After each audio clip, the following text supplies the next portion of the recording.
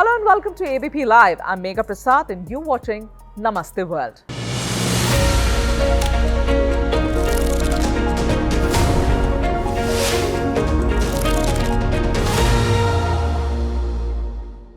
It's now been 2 days since Donald Trump's punishing 50% tariffs were implemented.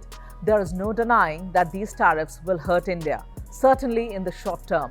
But it is also Donald Trump's most spectacular mistake, with the potential to fire a tectonic shift that will see the world power center moving away from the United States. Or is it just a slide back into the pre-World War multipolarity, fractured and unstable, chaos rather than a new world order? Let us see the picture that is emerging at this moment. On the 31st of August, when Prime Minister Modi reaches China for the Shanghai Cooperation Organization or the SCO summit, in his first visit to China since 2018, this is the picture the world will see. The Chinese President Xi Jinping, Russian President Vladimir Putin and Indian Prime Minister Narendra Modi on one stage. A stage the world is watching very closely now. A coming together of giants, compelling, very compelling optics. The optics of the Triad, united by trade, a picture that will certainly reach Donald Trump. PM Modi has clearly not given in to the US efforts at arm-twisting India into stopping purchase of Russian oil. Instead, Trump's bullying has resulted in something that would have seemed impossible 2 years ago. Pushed New Delhi into a thaw with Beijing after years of freeze, and a reiteration of the warmth it has shared with Moscow, even when it was mostly isolated during the peak of war with Ukraine. Now, with the elephant, the dragon and the bear coming together, there's clearly a pushback against a country that under Trump is using trade as a tool of coercion. A clear sign that these Eurasian behemoths are aware that together they hold a third of the world's economy, with combined GDP of $54 trillion, that they hold 40% of the world's reserves, and among them a population of 3.1 billion people, the world's largest consumer market. India with its service industry and a large market, China with its domination of manufacturing, and Russia with its vast reserves of energy can hope to write the epitaph of the US unipolarity and end its abuse of power. As the New York Times says, and I quote, "Just as investors spread risk across assets, nations spread dependency across relationships. The goal isn't self-sufficiency, but rather preserving freedom of action. When alternatives exist, no single partner can dictate terms," unquote. The Eurasian Trinity's convergence is no laughing matter, even for President Trump. His tariffs aren't bringing the expected results. They are driving even the allies into the arms of his enemies.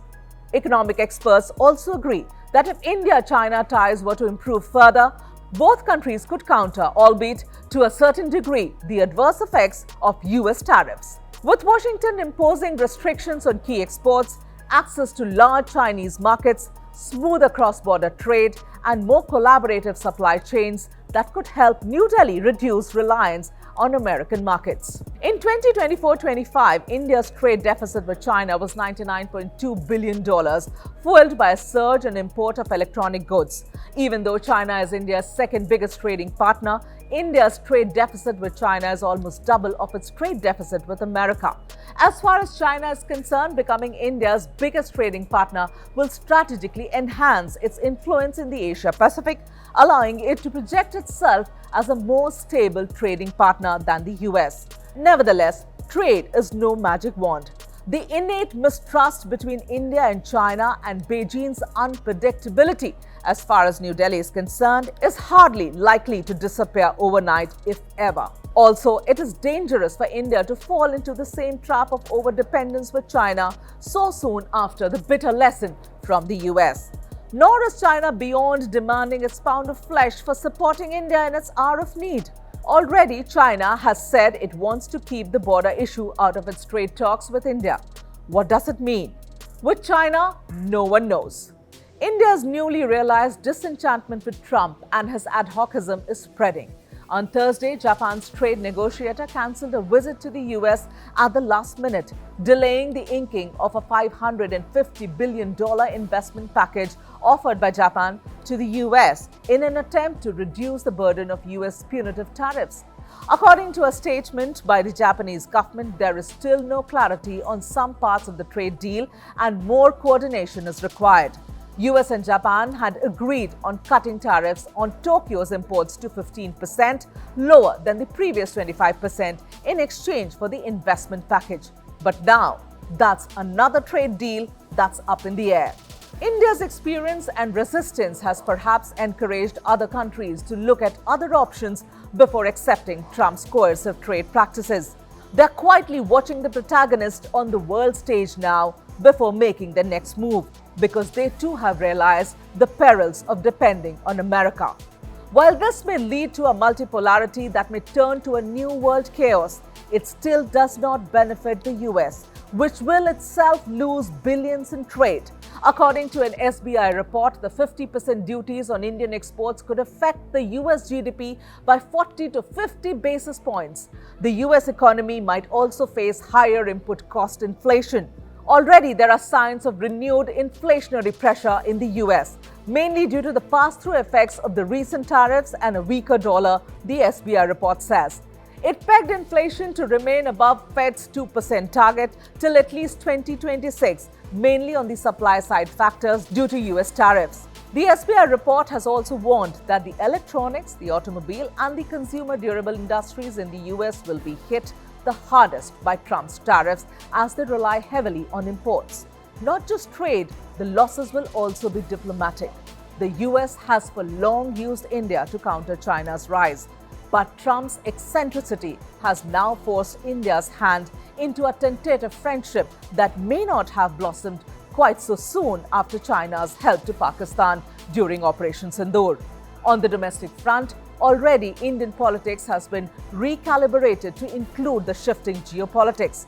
On several occasions now, Prime Minister Modi and RSS chief Mohan Bhagwat have pitched for Swadeshi, assuring India's people that the nation will come out stronger.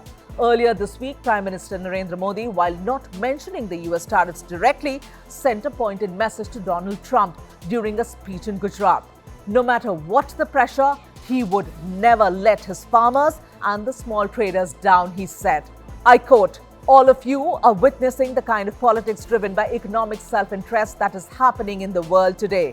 I would like to say to my small entrepreneurs, to the shopkeepers, to the farmers and the cattle rearers, my government will not allow any harm to you," unquote. The next day, during his Independence Day speech from the ramparts of the Red Fort, the PM said, and I quote again, "If any policy is against India's farmers, fishermen and cattle rearers, Modi is standing like a wall," unquote.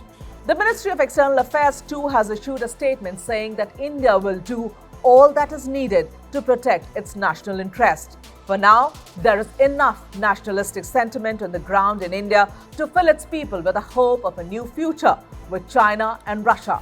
The question is, can India's industry regenerate enough before cracks begin to appear in the national optimism? Thanks for watching.